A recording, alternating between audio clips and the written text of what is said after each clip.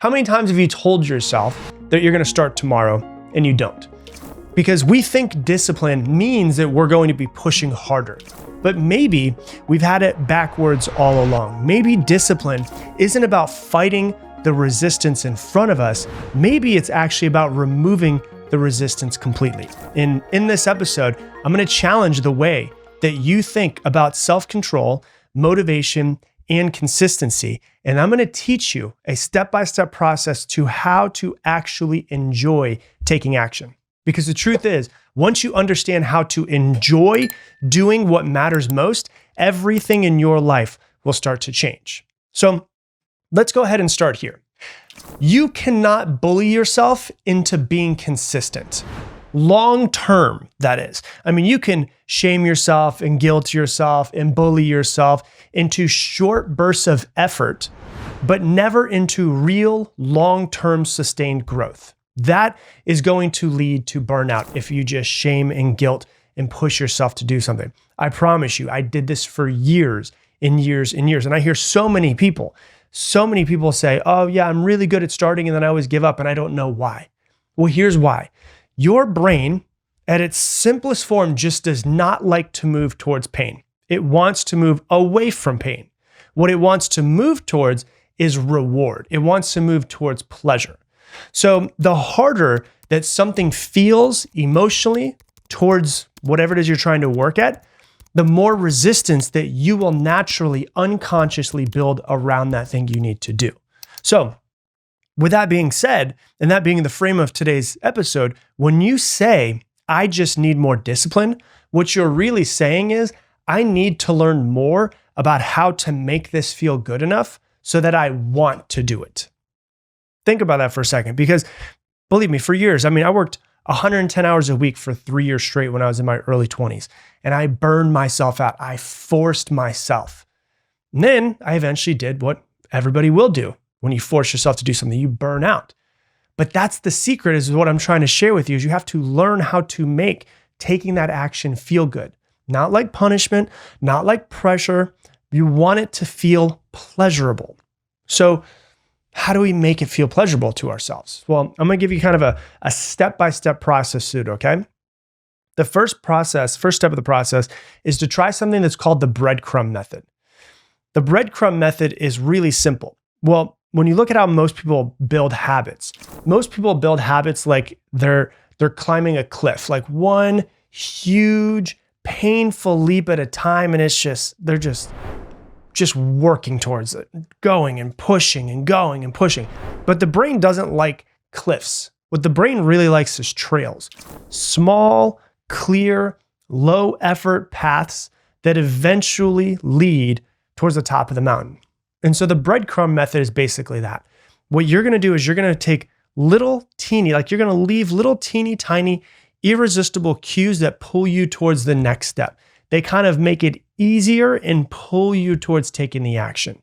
Hey, to the 65.6% of you who watch my videos but are not subscribed, yes, we see it. And if you've ever learned anything from any of the videos I've put out, please do me a favor, hit that subscribe button. It helps the channel grow and it helps me keep making more content to help you grow as well. So with that, let's go back to the show.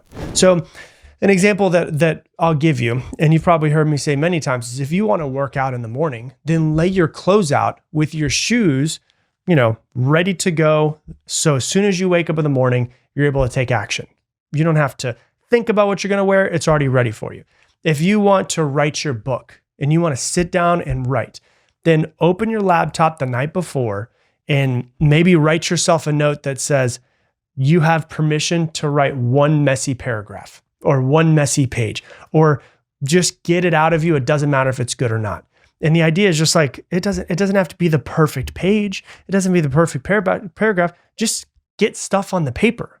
If you want to eat better, maybe what you should do is just prep one thing for the next day. Like you can figure out some sort of way to wash and cut fruit so that it's the easiest snack available, because normally when you work from home, you end up going for a bag of chips.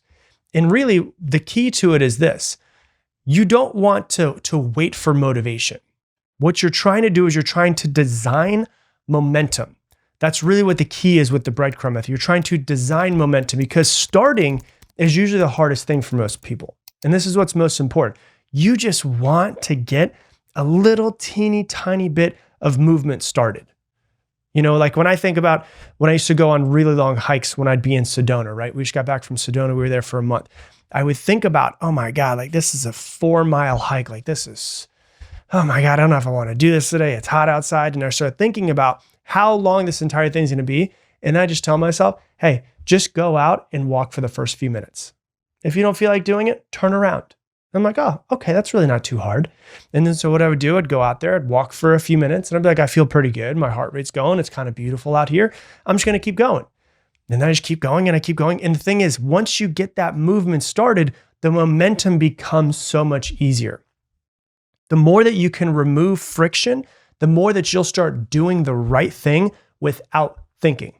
Think of it like this. Like the way I like to think about it is like, if you remember the movie E.T., and they, in the movie when they're trying to get E.T. to go somewhere, they put Reese's Pieces out in front of him. You are trying to design your life like you're E.T. and you're trying to put Reese's Pieces out in front of you. So you go from one step to the next one to the next one, and eventually you're where you want to be. So that's the first thing. The second thing that you want to do is this: make your progress visible. Your brain loves evidence that your effort is starting to equal progress. Tony Robbins always says progress equals happiness. Your brain loves evidence that your hard work, your effort is starting to equal progress. That's why tracking, even in small ways, is so powerful. And so one thing that you could do is this: there's a couple different methods, right? Put a calendar on your wall and cross off every day in a big red ink, cross off big X on the day that you take that action that you need to.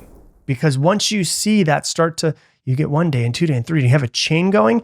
Now you don't want to break the chain more than anything else and start back at zero. Or you could drop a coin or a bead into a jar after each workout, or when you get 2 hours of focused work done in a session. Or, you can write 1 sentence a day about what you did well. Not how much you did, but what you did, like what you did well. If you want to lose weight, one thing that's really good to do is to get a scale and then write down your weight every single day. Remember this, there's a really interesting principle that says what is tracked will improve, but what is tracked and recorded will improve exponentially. So if you were to hop on a scale every single day, you're basically tracking your weight. But if you're tracking it and then writing it down, you're tracking it and recording it, and you will improve exponentially. I can't tell you how many people I've coached over the years, and I just give them this tip and they lose weight because now they're tracking and recording it every single day. And once you start to see the weight go down, you don't want to see it go back up. So you start making better decisions. Progress that's seen becomes progress that's sustained. So how can you try to see your progress as much as possible? When you have a bad day, don't beat yourself up. You have to remind yourself of your wins. So like one of the things I hear from a lot of people is like, I always fall off of weight loss because I'll work out for like 17 days. I'll fall off, day 18. And then I guilt myself and I shame myself and I make myself feel like shit, and then I don't do it again. And it's like, well, why didn't you just celebrate the 17 days of consistency instead of the 1 day that you fell off? Like celebrate how far you've come. And then what you do is you learn from your mistake. Oh, I messed up on this day, and use it as data so that you don't do it again. Once again, make yourself feel good, because when you feel good, it's easier to take action. So that's number 2.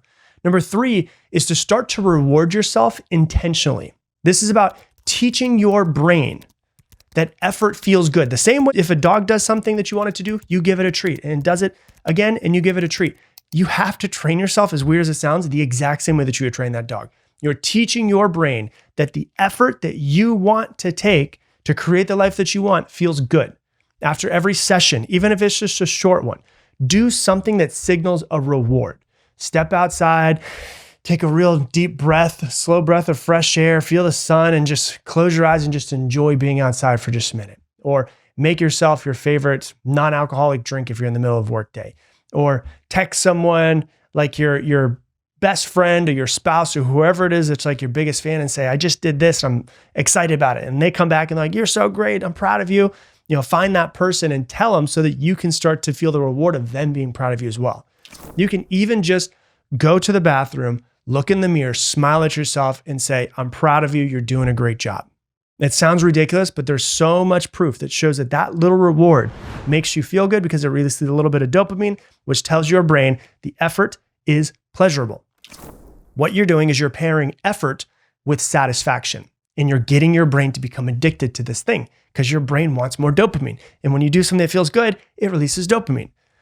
If you're not doing something that you want to do, it's because that you are pairing the action with dissatisfaction. You're starting to think about how hard it's going to be, how difficult it's going to be. What if you fail? What if you're not good enough? No, you can't do that. You have to start pairing it with the action that you want with satisfaction, the effort that you want with satisfaction. If you start doing this over time, your brain will start to crave that cycle. Work, reward, repeat. Work, reward, repeat. Or work out, reward, repeat. Work out, reward, repeat. Eat healthy, reward, repeat. It's just like you continue to keep doing this. This is how addiction shows up. And sure, people can be addicted to bad things, but they can also become addicted to good things. Addiction only comes from feeling good after doing something. So that's number 3. Number 4 is to do something that I call shrink the start, right? You want to make it easier to start than it is to avoid. You want to shrink the start of it. So when something feels heavy and big and like a mountain we have to climb, we avoid it. Not because it's impossible, but because starting that thing feels too big. It feels like too large of a mountain. And so what you want to do, the trick of it, is to shrink the start of it. So it's kind of like what I told you a couple of tips before. You're trying to shrink the start, make it easier so that you can get momentum on your side. If you're dreading going to the gym, tell yourself, I'm just going to go for 10 minutes. If you're avoiding sitting down to write your book, just say, I'm going to open the document and I'm just going to write one messy paragraph. If you're overwhelmed by cleaning your house, even if it's something like that, say, I'm just going to do one dish and then see how you feel after one dish. You're trying to shrink the start. Once you start, your brain naturally wants to finish, realizes it's not as big of a deal as you made it out to be, and then you start to get some momentum on your side. And momentum eventually starts to do the heavy lifting. So that's number 4. Number 5 is to add joy into the process. Whether you believe it or not, you're allowed to enjoy the process. You actually need to enjoy the process. For the longest time, I thought I had to struggle my way to success, and success was hard. I need to white knuckle my way through life. You don't. You need to make it more pleasurable. Listen to the music that you love while you're working. Light a candle when you write. Pair difficult things with something that's sensory and soothing and feels good. Don't struggle and white knuckle your way. Just think, I need to do this thing. How can I make this thing more enjoyable? Make it a ritual that feels like you're caring for yourself, not punishing yourself. That's one of the reasons why I say discipline is a form of self-love, is because you never have to be disciplined to do something that's bad for you. Like, you don't need any discipline to eat a big old pint of ice cream, right? But you probably need some discipline to make a healthy meal for yourself. And so you need discipline to do things that are good for you. You don't need discipline to do things that are not good for you. And so make this whole feeling, the whole feeling behind all of it, the enjoying of it, a ritual that feels like you're actually caring for yourself and not punishing yourself. Make it feel special. Pleasure isn't the enemy of discipline. It's not. Pleasure is the fuel to discipline. And so that's number 5. And then number 6, which is a very, very important part of it, is attach emotion to your why. If you want to stick with something for a while, your goal can't just live in your head. Like, you have to have it live in your heart as well. So you have to have a strong why to it. My very first mentor used to always say, if your why is strong enough, your how will reveal itself. If your why as to why you're doing something is strong enough, you'll figure out how to get it done. You'll get it done. You'll figure it out. And so ask yourself, why does this goal matter to me? Why am I doing this in the first place? Who do I become if I keep showing up for this? What part of me am I building through this process? How is this going to change my life, my spouse's life, my children's life? Why is this thing important to me? What am I going to be able to do for my parents if I do X, Y, and Z? And you start actually developing a real why behind the goal. And then you remind yourself of that thing often. Write it somewhere that you see it, somewhere that you see it every single day. Read it every single morning. Remind yourself of it. Because the more emotionally connected that you are to your goal, the easier it becomes to act on it. I promise you that. And so you have to understand, becoming addicted to discipline isn't about turning into some robotic high performer that just white knuckles their entire way through life. It's really about how to create a life where the things that are good for you actually feel good to do. And so you need to stop chasing motivation and white knuckling your way through life and stop waiting for the perfect moment or the perfect mindset and really start to build systems that make consistency feel more natural and more enjoyable in some sort of way. And if you do this slowly, you start to become the kind of person who wants to work. I know how crazy it sounds. I was gone for an entire month in Sedona. I just got back and I was like so excited to sit down in my office and actually start to work because I've associated so much pleasure with what it is that I do. Is there still some struggles? Is it hard to do a lot of times? Yeah, absolutely. But there's much more enjoyable moments because I've associated so much pleasure with taking action, because it feels like you're coming home to yourself every single time that you do. And you start to realize the life that you're building is getting closer and closer and closer. And so you want to start working harder. And so that is how you get yourself to become addicted to the discipline that you need to create the life that you want. Hey, thanks so much for watching this video. Based off of what you've been watching recently, out of all of the hundreds of videos I've posted, YouTube has picked this one for you to watch next. And if you want to make sure you don't miss any more videos, click this button right here.